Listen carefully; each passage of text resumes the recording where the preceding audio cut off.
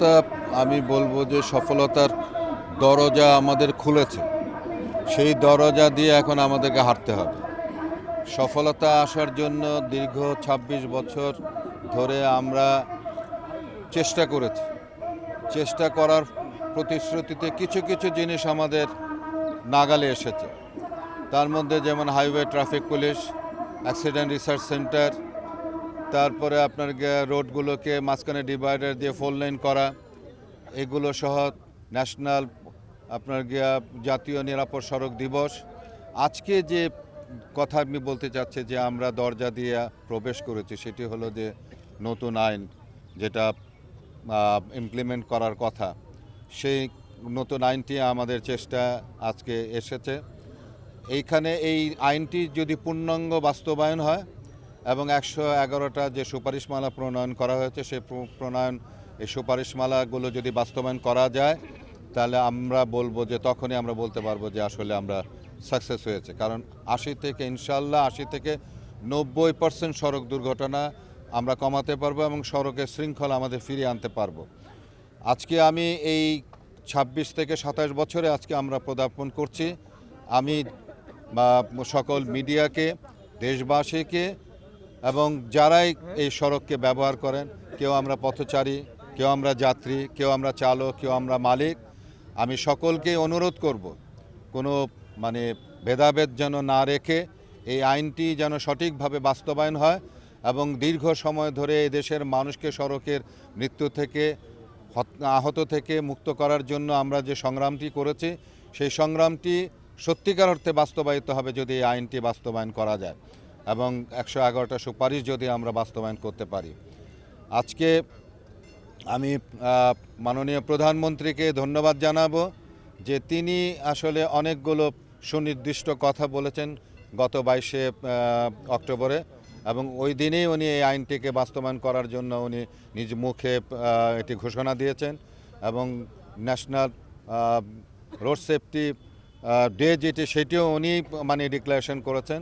তো সেই জন্য আমি তাকে ধন্যবাদ জানাবো এবং আমি বলবো যে দেশের জনগণ, আপনারা একটা ভালো কিছু পেতে হলে অনেক সময় হয়তো অনেক দুর্ভোগ নেমে আসতে পারে, সেই দুর্ভোগে যেন আমরা অস্থির যেন না হই, সেগুলো যেন ধৈর্য সহকারে যেন আমরা মোকাবেলা করি, যে কোনো কিছুর বিনিময়ে যেন আমরা এই আইনকে যেন বাস্তবায়ন করতে পারি, তার জন্য আমাদের ধৈর্য এবং আমাদের সহিষ্ণুতা আমাদের দেখাতে হবে।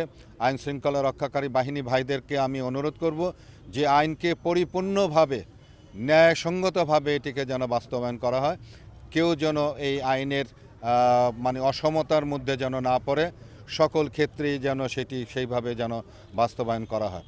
আমি দেশবাসীকে অনুরোধ করব যে আমরা যারা পথচারী, আমরা যেন দেখে শুনে পথ চলি, আমরা যেন রাস্তা পারাপারের সময় যেন অবশ্যই আমরা যেন সাবধানতা অবলম্বন করি। এখন কিন্তু একজন পথচারীও যদি এই আইন অমান্য করে তাহলে তাকেও কিন্তু জরিমানা তাকে গুনতে হবে। কাজেই এই জরিমানা থেকে বাঁচার জন্যে আমি মনে করি যে সকলেই যেন আইন মেনে চলে। আর বিশেষ করে মোটরসাইকেল যারা চালাচ্ছেন তাদের যে বেপরা মনোভাব যেটি ছিল সেটি যেন প্রত্যাহার করা হয়, কারণ এখন কিন্তু দুর্ঘটনার সবচেয়ে বেশি খবর পাওয়া যায় কিন্তু মোটরসাইকেল এবং মোটরসাইকেল আহরি যারা আছেন তারাই কিন্তু এখন এই সড়ক দুর্ঘটনায় পতিত হচ্ছেন। আমি আশা করব যে যারাই সড়কে নামবেন, যে গাড়ি নিয়েই নামবেন না কেন, আপনারা ট্রেনিং নিয়ে নামবেন এবং সঠিক ড্রাইভিং লাইসেন্স নিয়ে আপনারা গাড়ি চালাবেন। আর বিআরটির প্রতি বিশেষ করে আমি আমার অনুরোধ, বিআরটির অবশ্যই দক্ষতা অর্জন করতে হবে, সামর্থ্য অর্জন করতে হবে এবং তাদের বিরুদ্ধে যে দুর্নীতির যে বিষয়গুলি আছে সেগুলো অবশ্যই দূর করতে হবে। জনগণকে সেবাদান করতে হবে, কারণ এটি একটি সেবাদান প্রতিষ্ঠান, যেন তাদের অতীতের যে জিনিসগুলো আছে যেগুলোতে মানুষ কষ্ট পাচ্ছে এবং মানুষ তাদেরকে যে বদনাম করছে সেইখান থেকে তাদেরকে বেরিয়ে আসতে হবে।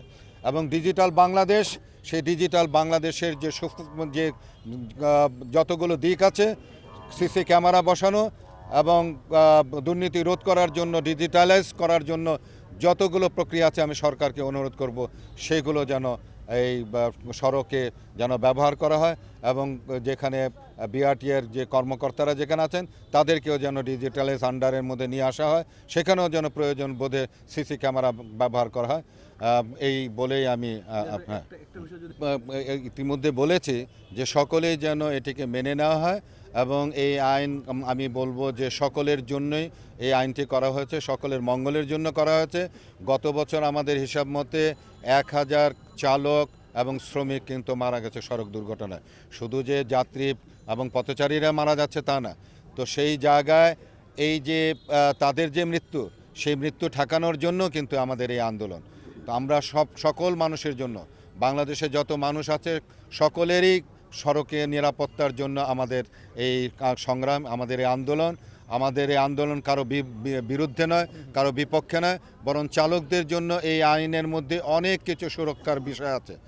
সেইখানে চালকরা দীর্ঘদিন ধরে, বিশেষ করে বড় গাড়ি যারা চালাচ্ছেন, বাস ট্রাক যারা চালাচ্ছেন, তাদের একটা দাবি ছিল যে তারা সেই গাড়ির পরীক্ষা দিয়ে যেন ড্রাইভিং লাইসেন্স পেতে পারে, হালকা মধ্যম এইগুলো বাদ দিয়ে যেন একবারই পরীক্ষা দিয়ে যদি পাশ করে, সেইটিও এই আইনের মধ্যে আনা হয়েছে। তাদের জন্য সুরক্ষার ব্যবস্থা করা হয়েছে। এই যে ফাইন যেগুলো দেওয়া হবে সেটা কিন্তু একটা ট্রাস্টি বোর্ডে যাবে, যে ট্রাস্টি বোর্ড থেকে কেউ দুর্ঘটনা আহত হলে তার চিকিৎসার ব্যবস্থা করা হবে এবং যদি কেউ মৃত্যুবরণ করে তাহলে তার পরিবারকে দেখভাল ভরণ পোষণ করার জন্য এই ট্রাস্টি বোর্ড থেকে কিন্তু সেখানে অর্থ যোগান দেওয়া হবে। তো কাজে এই আইনের মধ্যে সকলের জন্যই, চালক, মালিক, পথচারী, যাত্রী সকলের জন্যই কিন্তু এখানে সুরক্ষার ব্যবস্থা রয়ে গেছে। তো আমি আশা করব যে আইনটি কারো বিরুদ্ধে নয় এবং যারা বলে যে ফাইন বেশি হয়ে গেছে, ফাইন বেশি হওয়া এটা হলো এক ধরনের মানে আইন মানার জন্য এটি করা হয়েছে। কারণ আমি যদি সহনীয় পর্যায়ে যদি আমার ফাইন হয় তাহলে তো আমি ফাইন দিয়ে আমি অন্যায়টা করবই। তো অন্যায় যাতে না হয় তার জন্যই এই আইন। সেই আইনটি আপনারা কঠোরভাবে দেখবেন না, আপনারা দেখবেন যে আইন মেনে চলার জন্য। কারণ আইন যদি মেনে চলা যায়, 1 পয়সাও কাউকে দিতে হবে না। প্রথমেই আমি এই আন্দোলন, নিরাপদ সড়ক চাই আন্দোলন, একটা অত্যন্ত উচ্চমানের আন্দোলন সারা দেশব্যাপী। এই আন্দোলন যিনি শুরু করেছিলেন এবং 26 বছর অবিচল একটানা সংগ্রাম করে যাচ্ছেন, পরিশ্রম করে যাচ্ছেন আমাদের তারকা যিনি ইলিয়াস কাঞ্চন সাহেব, আজকে এখানে আমাদের সঙ্গে যোগদান, তাকে আমি অভিনন্দন জানাই। তার অধ্যবসায়, তার শক্তি, তার যে ব্যবস্থাপনা, সকল কিছু দেখার মতো। আমি আরও ধন্যবাদ জানাই আমাদের নগর পিতা জনাব আরিফুল চৌধুরী আছেন, এইটাও এই আন্দোলনের প্রতি তার যে আগ্রহ, এটার প্রমাণ। আরও অনেকে আপনারা আছেন। যে কথা বলতে চাই, নিরাপদ সড়ক চাই একটা অত্যন্ত সাধারণ একটা আশা। নিরাপদ পানি খেতে চাই, নিরাপদ ভাত খেতে চাই, নিরাপদ বাড়িঘর চাই, ঠিক সেইভাবে নিরাপদে আমরা সড়ক চাই। এর জন্য আন্দোলন করতে হয়, সংগ্রাম করতে হয়, এইটা আমি আশা করি না।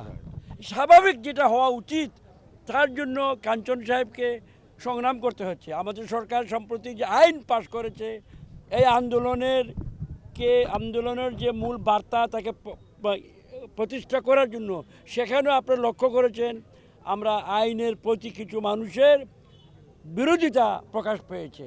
এটা গ্রহণযোগ্য মোটেও নয়। এইভাবে অরাজকভাবে এই দেশের সড়ক ব্যবস্থা চলতে পারে না। আমি উদাহরণ দিচ্ছি, একটা উদাহরণ।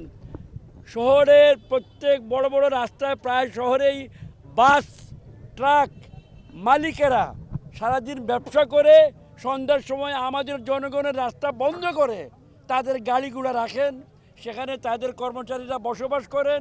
আমি আমার চোখে দেখেছি। আমার ব্যবসার যে বাস বা ট্রাক হোক, সারাদিন কাজ করে আমার বাড়িতে চলে যাবে অথবা ভাড়া করা কোনো গ্যারেজে থাকবে, কিন্তু সড়কের রাস্তা জনগণের সম্পত্তিকে অবাধে ব্যবহার করা হয়, ফলে সড়কের চলাচল বাধাপ্রাপ্ত হয়, রোড অ্যাক্সিডেন্ট হয়। লজ্জার এবং দুঃখের ব্যাপার, সারা পৃথিবীতে আমরা অন্যতম প্রধান দেশ যেখানে মৃত্যু সবচেয়ে বেশি হয় সড়কে। এইটা হওয়া উচিত ছিল না। আমাদের সরকার, মাননীয় প্রধানমন্ত্রী এই বিষয়ে অত্যন্ত আগ্রহী। তিনি বারবার চেষ্টা করছেন, বুঝাচ্ছেন, আইন বানাচ্ছেন, আন্দোলন করছেন, কথা বলছেন যে এই দিকে আমাদেরকে একটু সাবধান হতে হবে এবং এর জন্য প্রচারের প্রয়োজন। আমরা যারা নাগরিক আছে, হাঁটে চলাফেরা করি, আমাদেরকেও সচেতন হতে হবে।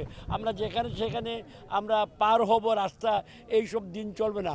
আমরা একটা স্বাধীন জাতি, সভ্য জাতির মতো আমাদেরকে আচরণ করতে হবে। সবচেয়ে বড় আইন একটি দেশের আমি মনে করি সড়ক আইন। সড়ক আইন যদি ভালো হয়, অন্যান্য আইনও ভালো হবে। সুতরাং আমরা আশা করব কাঞ্চন সাহেব এবং আপনারা যারা তার সঙ্গে কাজ করছেন, আপনাদের সকলের পরিশ্রমের ফলে এই আন্দোলন সফল হবে, সার্থক হবে, সড়কে মৃত্যু বন্ধ হবে এবং আমরা শান্তিতে সুখে সোনার বাংলাদেশ, স্বাধীন বাংলাদেশে আমরা সুখে শান্তিতে বসবাস করতে পারবো। আয়োজনের জন্য আমি আপনাদেরকে ধন্যবাদ জানাই। আমাকে দাওয়াত দিয়েছেন, আমি কৃতজ্ঞ আপনারা মনে করেছেন এবং আরও অনেক অনেক দিন আপনারা যাতে এই আন্দোলন করতে না হয়, অন্যান্য বিষয়ে আপনারা সমাজে অবদান রাখতে পারেন সেই আশাবাদ ব্যক্ত করে সবাইকে আবার শ্রদ্ধা ধন্যবাদ জানিয়ে বিদায় নিচ্ছি। ধন্যবাদ। বলেছি যে সড়ক আইন সবচেয়ে গুরুত্বপূর্ণ আইন, প্রথম আইন হওয়া উচিত সড়ক আইন। এই সম্বন্ধে শিক্ষার প্রয়োজন আছে, আমাদের বাচ্চাদের বইয়ে এই সম্বন্ধে একটা প্যারা, একটা পাতা, আধা পাতা থাকবে, মনে হয় কোনো কোনো জায়গায় আছে, অনেক স্কুলে শিখায়, অলরেডি আছে, তো উনি দেখেছেন। এটা আরও বৃদ্ধি করা হবে। সরকারের পক্ষ থেকে কখনো কোনো এই সম্বন্ধে সন্দেহ নেই, আমরা এটা চাই। তবে নানা মহলকে সঙ্গে নিয়ে আমাদেরকে এগোতে হয়, এই জন্য মাঝে মাঝে মনে হয় আপোষ করছি। এই আপোষ সেই আপোষ নয়। জনগণের নিরাপত্তার ব্যাপারে কোনো আপোষ কখনো শেখ হাসিনা সরকার করবে না।